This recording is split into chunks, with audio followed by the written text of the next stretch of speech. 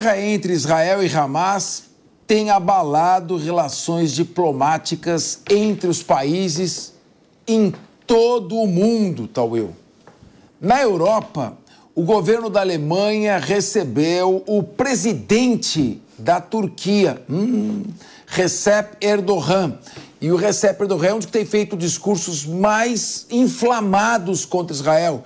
Disse que o Hamas não é um grupo terrorista, mas é um grupo libertário e que Israel, sim, está praticando terrorismo de Estado. Imagine só. E a Alemanha é um dos países, até por uma questão histórica e uma dívida enorme, impagável do ponto de vista moral com Israel, é um dos países que mais apoia o Estado de Israel. Então, veja o contraste. Os dois países tomaram posições bem diferentes sobre o conflito no Oriente Médio. Bom, para falar disso, vamos acionar novamente o nosso repórter Luca Bassani, direto de Munique, que fala com a gente. Luca, qual a expectativa para esse encontro? Tem uma comunidade na Alemanha muito grande da Turquia que está na Alemanha. Como você espera que haja esse encontro? Será que o Erdogan vai maneirar um pouco, baixar a fervura do seu discurso? Será que é um discurso para o público interno? Ou ele já bateu boca com o Netanyahu? Como você espera que isso ocorra no momento em que, pelas minhas contas, são 19 horas e 11 minutos aí em Munique?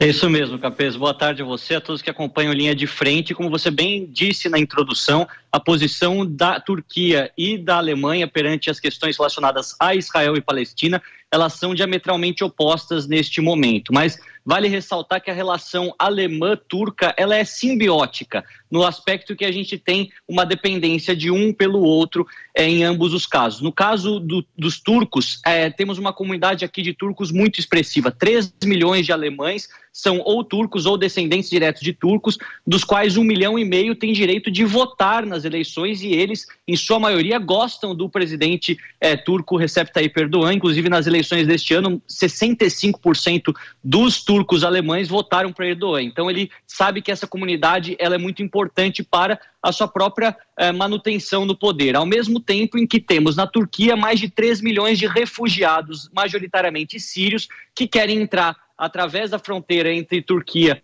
e Grécia na União Europeia, vir para a Alemanha, e a União Europeia não quer isso de maneira alguma, porque poderia significar um colapso de vários países que estão aí no meio do caminho, mais 3 milhões de refugiados em um curto período de tempo. Então, apesar dessas diferenças gritantes no aspecto da geopolítica do Oriente Médio, eles precisam se encontrar, precisam conversar, exercer a diplomacia. Nós vemos aí na imagem, ele se encontrou com o presidente da República Federativa da Alemanha, Frank-Walter Steinmeier, esse que é do Partido Social Democrata de esquerda, e depois se encontrou com o chanceler Olaf Scholz, também da esquerda, que é o chefe do governo alemão. Eles que discutem uma série de questões relacionadas tanto a Israel quanto à política migratória e também ajudas financeiras. Afinal, a Turquia tem crescido, tem se desenvolvido, mas é um país ainda em uma situação econômica muito difícil, com alta inflação, desvalorização da lira turca, e os turcos precisam desse investimento maciço da União Europeia, que de fato é controlado pela Alemanha, para que o país possa se desenvolver ainda mais durante os próximos anos.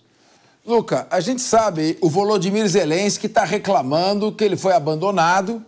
Já a imprensa americana, a população, e na Europa também já não se interessa mais tanto pela guerra da Turquia, estão muito focadas na questão do Oriente Médio, que praticamente ocupou todas as manchetes.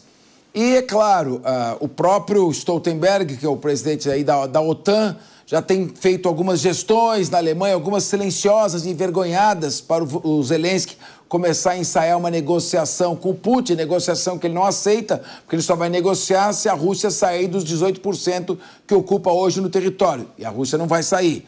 Então, a Ursula von der Leyen também na mesma linha, no mesmo sentido. Será que o tema guerra na Ucrânia pode vir a ser tratado aqui, já que a Turquia também não tem uma posição tão fanática de apoio à Ucrânia e está enrolando também para aceitar a Suécia como membro da OTAN, não é isso? Principalmente depois da queima do Corão autorizada pelo Supremo Tribunal da Suécia.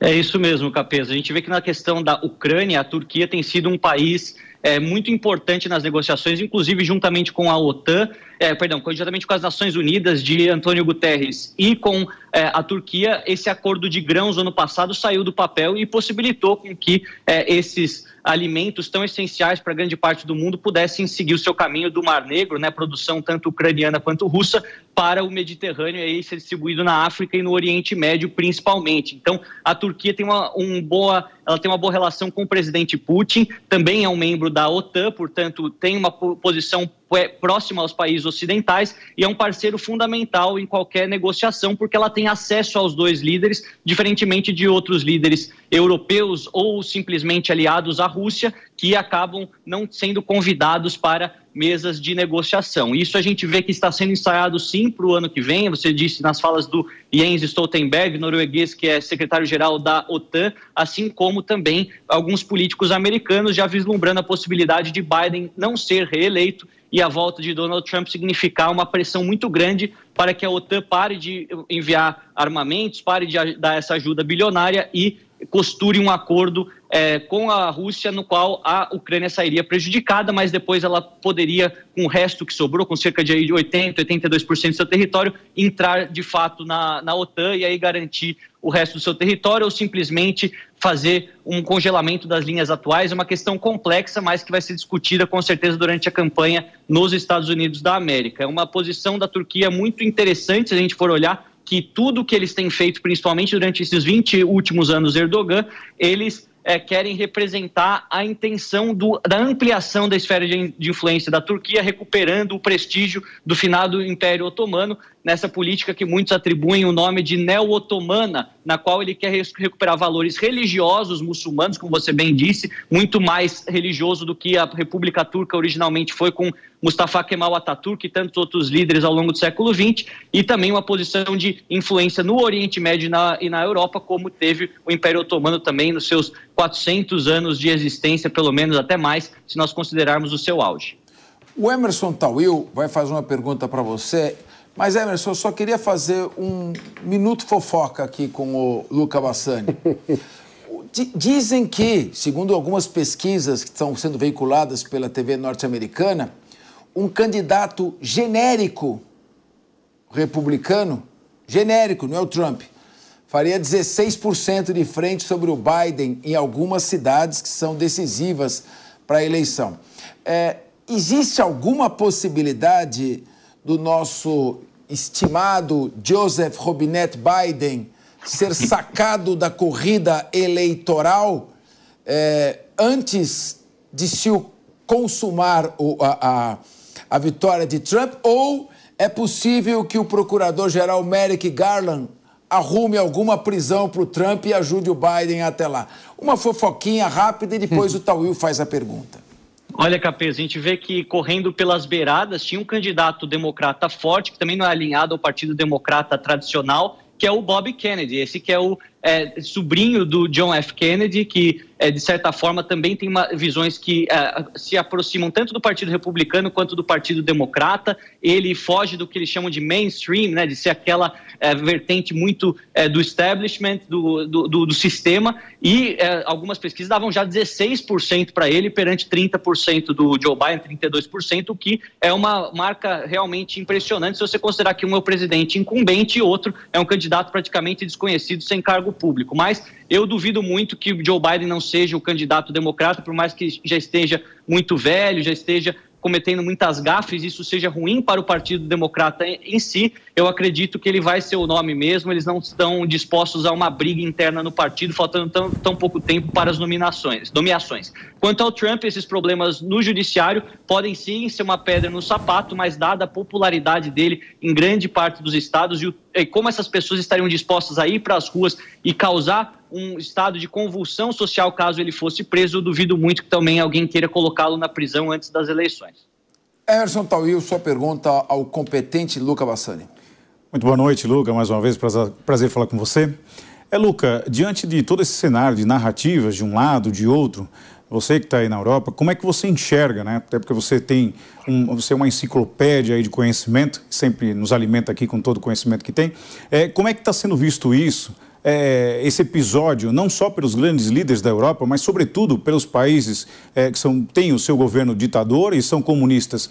E qual a importância e a representatividade, né, que isso pode trazer dentro desse cenário? Quais são as medidas, o que se ouve e o que pode trazer de consequência para esse cenário, tanto com a Ucrânia como hoje com Gaza? E a gente tem percebido que fogo e gasolina nesse episódio têm andado lado a lado. Basta apenas uma fagulha para que isso possa virar uma explosão de uma magnitude muito maior. Você tem como explicar isso para nós, Lucas?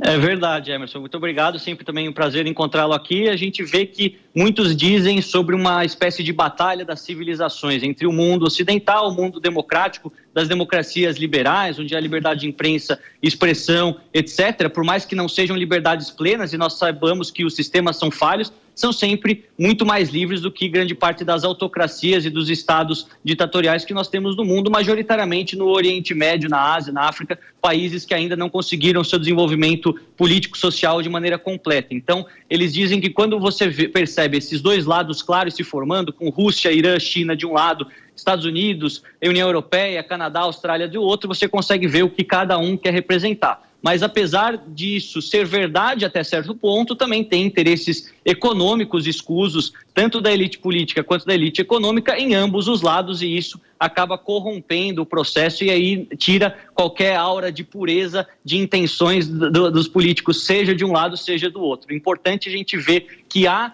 sim questões muito mais complexas do que uma simples dicotomia de você dizer, esse lado é certo, esse lado é errado, ou libertação completa da Palestina, ou Israel toma tudo. Não pode ser fazer política ou diplomacia em absolutos. Quem faz isso acaba sempre abrindo a brecha para mais radicalismo crescer. Então eu acredito que neste momento em que a gente vê tantos conflitos surgindo no mundo, e o da Ucrânia e a da faixa de Gaza são apenas dois em um mundo que vive sangrentos conflitos nesse ano de 2023, o caso do Sudão, a gente vê que no norte da Etiópia com a Eritreia também há um problema, a guerra da Síria não foi completamente resolvida, o Iêmen, uma das maiores catástrofes humanitárias da atualidade que poucos falam, o que se passa com as mulheres no Afeganistão, enfim, eu poderia ficar listando aqui o programa todo, mas é importante a gente ver que nesse momento em que o sangue e as guerras acabam surgindo e superando o diálogo, é importante recuperar essa veia diplomática que infelizmente os líderes mundiais perderam durante os últimos anos por uma série de fatores, infelizmente.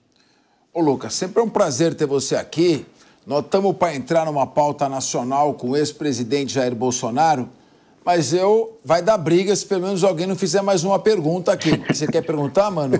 Quer perguntar, Davi? Então, se você fosse sintético nas respostas... Pode perguntar, mano. Claro. Ainda que com o sacrifício do seu amplo conhecimento, dá tempo deles perguntarem. Mano Ferreira. Luca, boa tarde. Sempre é um prazer falar contigo. Eu queria perguntar sobre como tem sido o antissemitismo na Alemanha nesse contexto. A gente tem visto o antissemitismo pergunta de novo? crescer. De novo? De novo você pegou a pergunta do Davi? Então... Não anota mais, Davi. Os dois e olha. Davi Tá colando, ele tá na minha cola. Não, brincadeira. Vamos lá, pergunta do Mano que também... Mas eu vou colar na tua pergunta. Na Alemanha e na Europa? Como Pronto. É esse... O Mano quer saber na Alemanha, e é importante que você diga na Alemanha, sim. E o Davi quer saber na Europa. Eu sei que na França a coisa também não está boa. Por favor. Capês e todos os nossos comentaristas, Mano, Davi, a gente vê que o antissemitismo cresceu muito na Europa. Inclusive na França há relatos, segundo que o Ministério do Interior divulgou, que cresceu isso mais de 300% em 40 dias, tendo o triplo de casos que teve em um ano, ou seja, em 2022, em apenas 40 dias de guerra no Oriente Médio. Então, uma situação dramática. A gente vê que na Alemanha a posição do governo, sejam os partidos de direita ou de esquerda, é de total intransigência com atos antissemitas, como deve ser, porque a Alemanha não quer de maneira alguma estar associada novamente com a retórica antissemita, ou a retórica que quer acabar com os judeus ou não defender a posição dos judeus de terem o seu próprio Estado. Então a gente vê que vai desde da extrema esquerda até a extrema direita no parlamento alemão. Isso é uma unanimidade, uma das poucas unanimidades aqui, e o governo de Olaf Scholz tem sido bastante conciso em dizer que todas as redes que promovem também o terrorismo islâmico e, de certa forma, o antissemitismo no seu discurso serão desmanteladas. Exemplo de ontem, uma operação em Hamburgo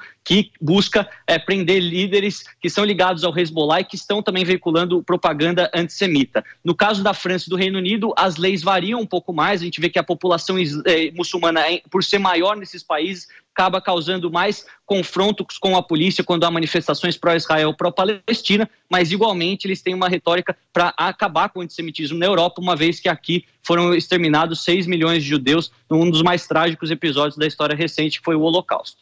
E como você bem lembrou, havia 18 milhões de judeus antes da Segunda Guerra Mundial, do Holocausto. Hoje são 15 milhões, não chegaram ainda a recompor esse número. Ataque a alvos judeus ou de minorias em qualquer local do mundo não tem nenhuma justificativa. Até porque Israel é uma democracia e lá não tem só judeus, tem inclusive árabes também, muçulmanos que convivem com os judeus. Luca Bassani, tem uma pauta nacional quente aí entrando, então eu agradeço você. Obrigado. Uma boa noite. Você ficou de mostrar para mim um dos livros que estavam aí, né? Mas na próxima você não esquece. Eu quero esses velhinhos aí que estão atrás de você, de capa bege. Quero você escolhe um desses aqui, tá? Esse daqui, tá bom. Do outro lado, para cá, para a esquerda. Esse aqui. Isso, esse aí. Na prateleira de cima. Muito obrigado, viu? Uma boa noite para você.